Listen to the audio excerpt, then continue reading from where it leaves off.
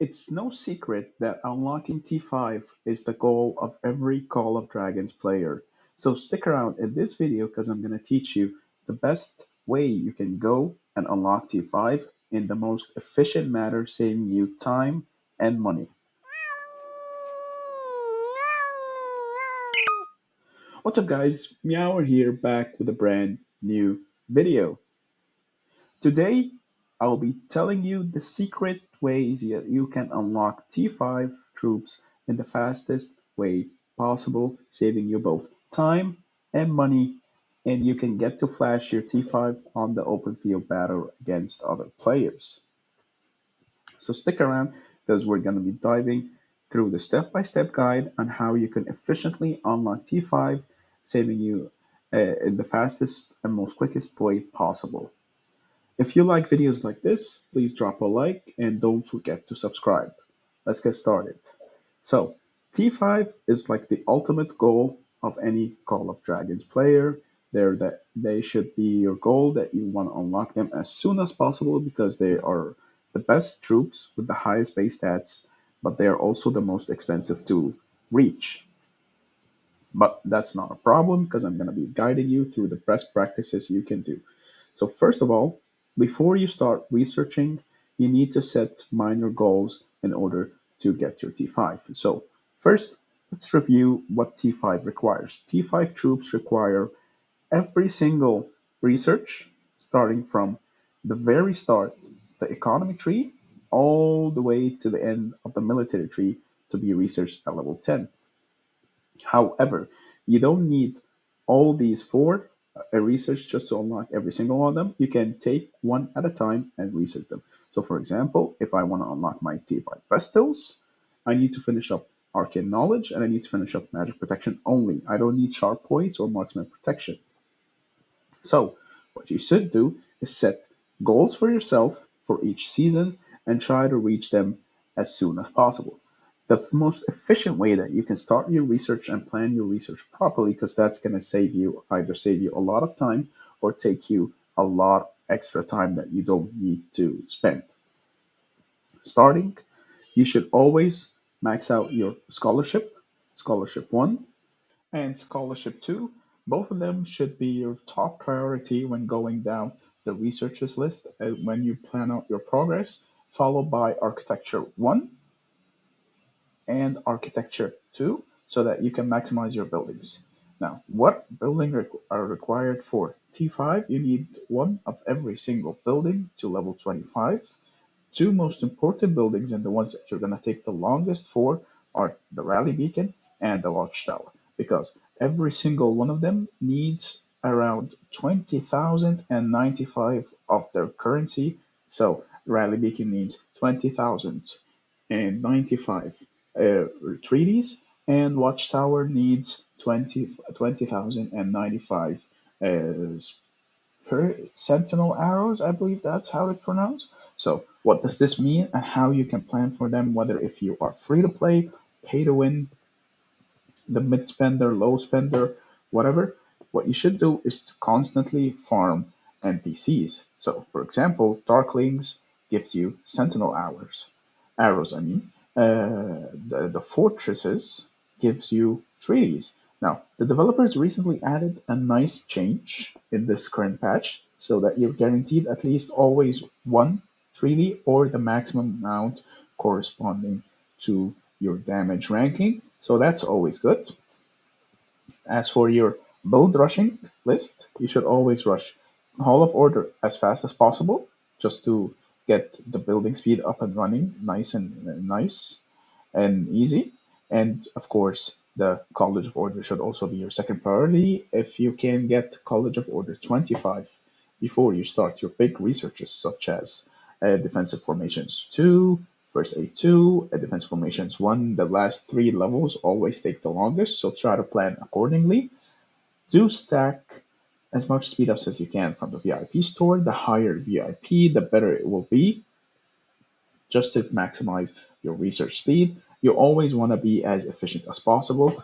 Don't rush anything with gems unless all of your alliance helps are in. So for example, I have all my alliance helps in for each of my technologies. Only then would I ever push any or add any speed ups, and try to always collect any runes you see that drop from any of the acolytes that are guardians of the behemoths. For example, I believe there is a building speed rune here. So this building speed rune is the highest you can attain, 15%. Do note that the percentages are not additive, rather multiplicative. So while yes, they won't be as impactful as if they were additive, but they still take a large chunk, which in turn saves you time, which in turn saves you money if you want to spend any money getting packs or whatnot. There is also a research speed equivalent of it here. I believe that is also 15%. I'm not sure if it despawned or not. It probably did. However, you get the point. It will still grant you the buffs that you should always have on you before you plan any push.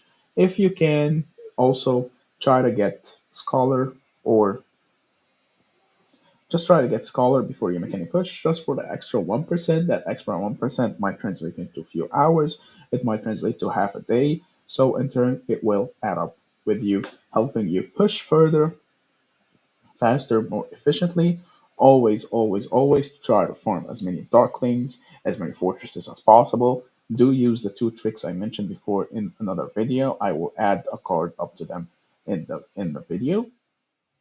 As for the time required, it is a rough estimate that you will need roughly around, give or take, 13 to 15 years worth of speed ups on the technologies, and like 3 to 4 years, maybe 5 years worth of speed ups on the buildings. However, if you try to be as efficient as possible, this number might even be cut to half or even more than half because you're always accumulating as many buffs as possible. You're trying to be as efficient as you possibly can. If you want to gem it, then by all means feel free to. However, I do recommend always stocking up on any of those speedups that appear in the VIP shop. If you're VIP 15, you only need 19,000 gems for around 28 days worth of speedups, which is amazing value. If you're less than VIP 15, then you'll only need 8,000, 7 to 8,000 gems for a big for 8 days worth of speedups every single week. So that does add up with you tremendously as time goes on.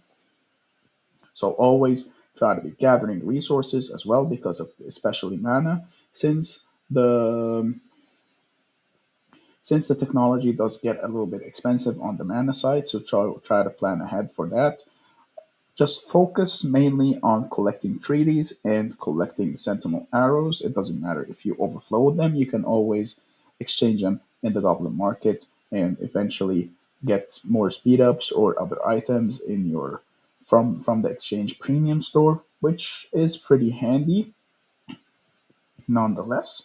So don't panic if you find yourself at Rally Beacon 25 and you're still overflowing with treaties that are always a use. However, your main focus should always be farming as many darklings as possible just to get more sentinel arrows if you are lucky, of course, since the drop rate is not that high, especially when it comes to darklings. They did adjust some drop rates for the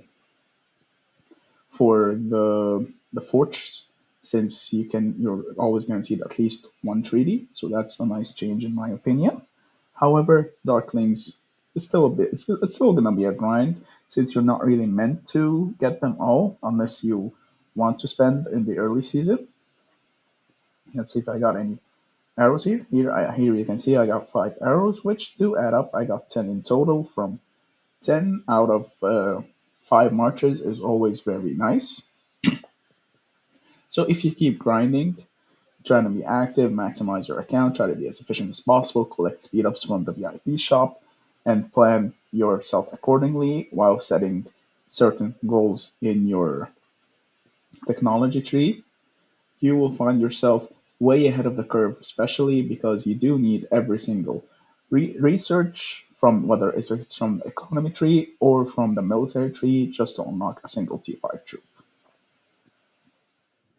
If you do want to take the spending route for it, though, it will cost you on average between 10 to 20,000 depending on the alliance you're in and how far in. Of course, the faster you develop, the more, or rather, the longer you develop, the less money you'll need to put in to unlock T5. Eventually, if you ask me, can a free-to-play player unlock T5?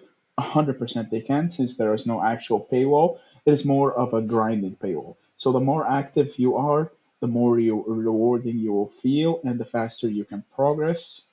Whether if you are free to play, pay to win, mid spender, low spender, high spender, it does not matter.